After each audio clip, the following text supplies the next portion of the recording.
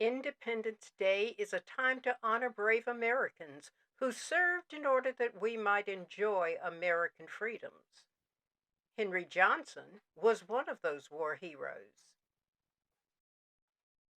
Meet William Henry Johnson, born July 1892 in Winston-Salem, North Carolina. While a teen, he moved to Albany, New York, and found employment as a chauffeur, a soda mixer, and red cap porter at Albany Union Station. But the advent of World War I found Johnson ready to serve his country. Black Americans were fiercely patriotic and sought every opportunity to prove themselves as worthy of first class citizenship as any other American. Johnson enlisted in the United States Armed Forces in June 1917, almost 2 months after America entered the war. He joined the all black New York National Guard 15th Infantry Regiment that became the 369th Regiment, given the nickname Harlem Hellfighters by the French. Though only 5 foot 4 inches, Johnson stood tall and proud.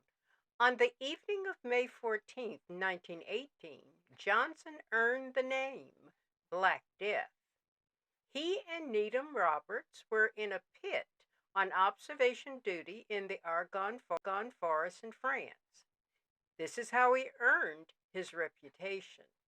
From the May 2015 Medal of Honor citation, it is noted that Private Johnson distinguished himself by acts of gallantry and intrepidity above and beyond the call of duty while serving as a member of Company C, 369th Infantry Regiment, 93rd Division, American Expeditionary Forces during combat operations against the enemy on the front lines of the Western Front in France.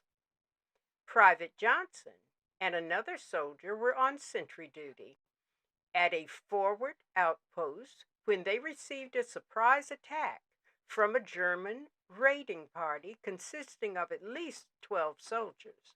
While under intense enemy fire, and despite receiving significant wounds, 21 in fact, Private Johnson mounted a brave retaliation, resulting in several enemy casualties, 4, I believe. When his fellow soldiers badly wounded, Private Johnson prevented him from being taken prisoner by German forces. Private Johnson exposed himself to grave danger by advancing from his position to engage an enemy soldier in hand-to-hand combat.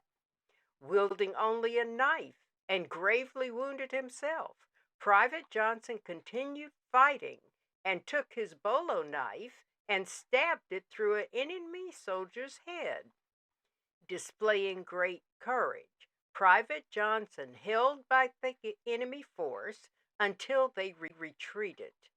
Private Johnson's extraordinary heroism and selflessness above and beyond the call of duty are in keeping with the highest traditions of military service and reflect great credit upon himself, his unit, and the United States Army.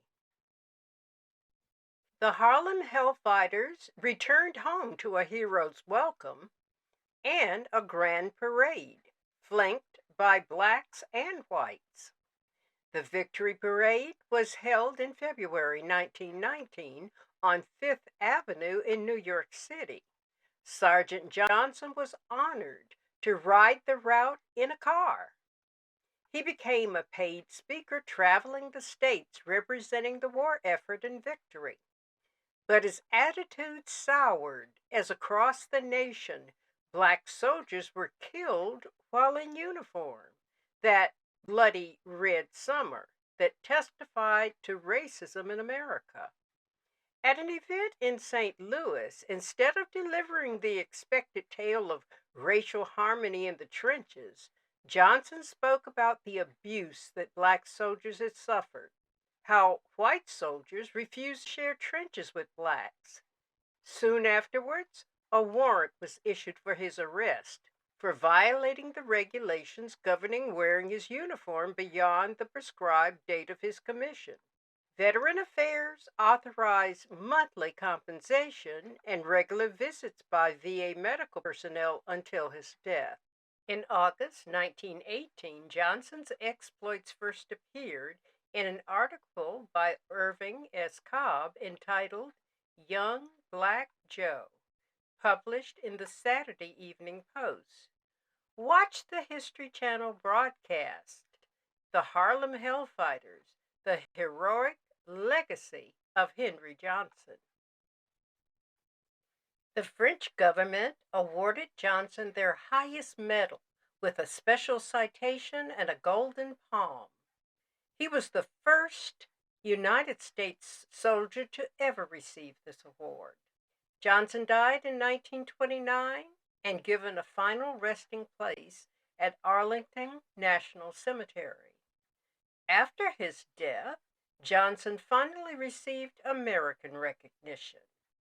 June 1996, Johnson was posthumously awarded 2 Purple Hearts by President Bill Clinton. February 2003, the Distinguished Service Cross, the Army's second highest award. May 2015, the Medal of Honor was presented by President Barack Obama. 5 years ago, my cousin was stationed in Luxembourg. He told us about friendly encounters with natives, grateful for those other Black American soldiers who fought for their freedom so long ago. They knew the history and remembered.